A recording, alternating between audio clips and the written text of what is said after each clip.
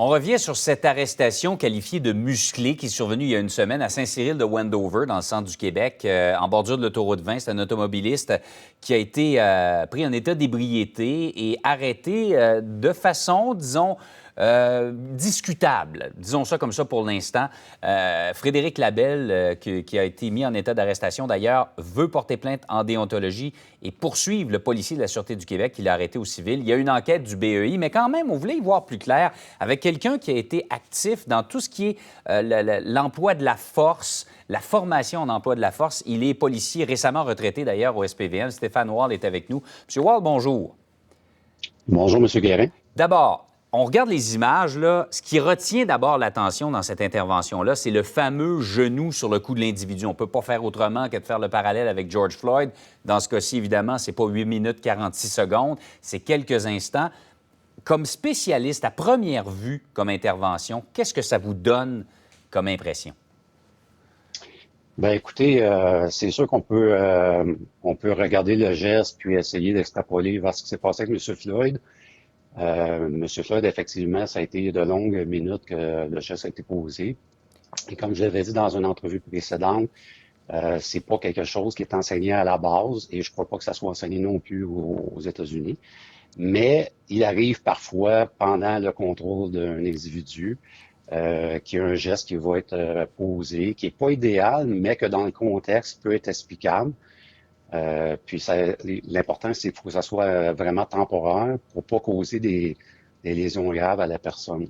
Oui, parce que dans ce cas-ci, ça ne dure que quelques secondes, il faut le mentionner, là. Et on n'a pas, ça aussi c'est important de le mentionner, on a monté la vidéo, on n'a pas toute l'intervention au complet, la personne a gardé certains extraits. Et M. Wall, il faut le dire aussi, on a à faire face à un individu qui n'est pas commode, là. Il est en état d'ébriété et il ne collabore pas. Effectivement, quand on a une vidéo qui circule, souvent on n'a pas le contexte de l'intervention, comment ça s'est passé au départ. Puis si on va savoir par l'enquête, bien entendu, mais qu'est-ce qui s'est passé avant que le vidéo débute?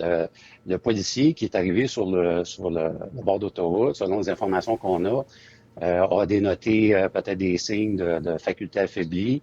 Il y a eu une intervention verbale, il y a eu une négociation. Il y a eu une discussion, il a essayé sûrement d'essayer de valider la coopération du sujet. Comment ça s'est passé, ça, on ne sait pas.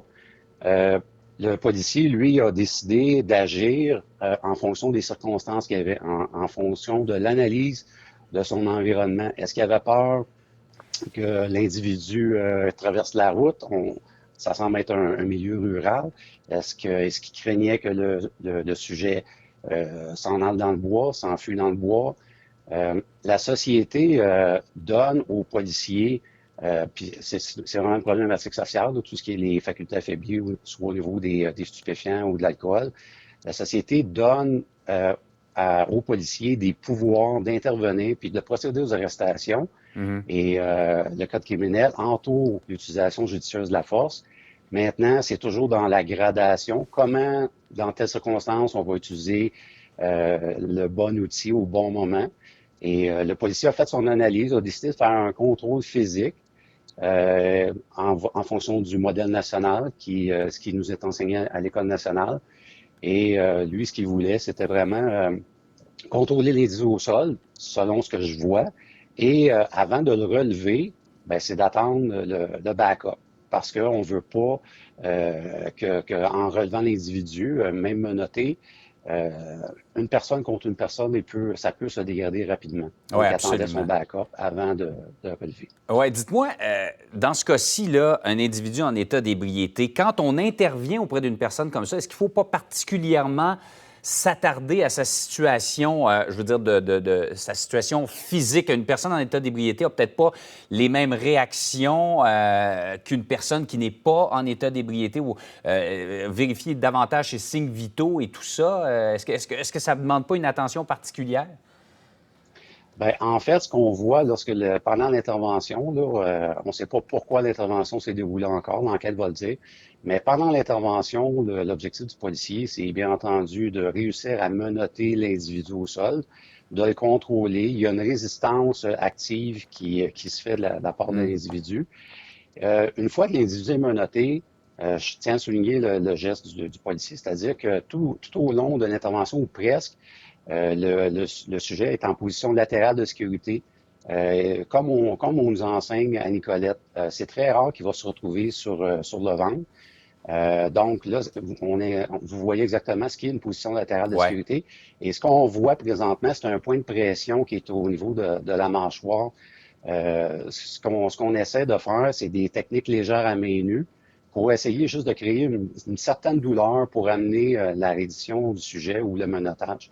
Une fois que l'individu est contrôlé, la première chose, en fait, une fois qu'il est menotté, la première chose qu'on doit faire, c'est de faire un examen physique, c'est-à-dire de Ouais. poser des questions, comment ça va, la respiration, est-ce que tu as des douleurs, juste s'assurer que du bien-être physique. Et ça aussi, ça fait partie du continuum de Mm. contrôle d'un individu. Oui, bien, sauf que quand la personne quand la personne collabore même pas à son arrestation, c'est difficile d'avoir toutes ces informations-là.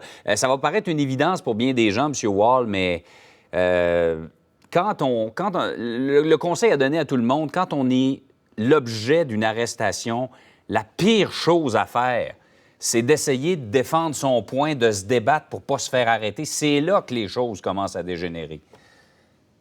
Ben oui, ça c'est évident. On a un système de justice et un système quand on croit qu'un policier a outrepassé ses devoirs et ses pouvoirs, ben il y a tout un système qui existe pour aller faire valoir nos arguments. Ben, c'est une question juste il y a pas personne qui va aimer être dans une situation comme ça. Hmm. Malheureusement, la société a besoin de se donner, de donner certains pouvoirs aux policiers pour intervenir, mettre fin à des infractions. Sinon, ça serait l'anarchie. Ben ouais. Et tout ce qu'on peut recommander aux gens, c'est de coopérer. Surtout les policiers, là, surtout de nos jours, vont on va dire, étirer l'élastique beaucoup plus qu'auparavant. Si on parle de là, 10, 15, 20, 25 ans, disons que les négociations verbales, la communication tactique ou la désescalade, ça existait, ça a toujours existé, mais disons que l'élastique était un petit peu plus court. Ouais. Maintenant, surtout au Québec, au Canada, on a une police qui négocie longtemps, qui va essayer de toutes les façons possibles de faire baisser une crise avant d'intervenir. Mhm. Euh, dans ce cas-là, une personne en état d'ébriété ou intoxiquée, on ne sait pas encore, l'enquête va le dire, bien, c'est plus difficile d'avoir une coopération. Puis malheureusement, l'usage de la force, c'est jamais beau à voir, c'est jamais Non. joli, c'est pas esthétique, mais ça fait partie des pouvoirs octroyés par la société aux policiers.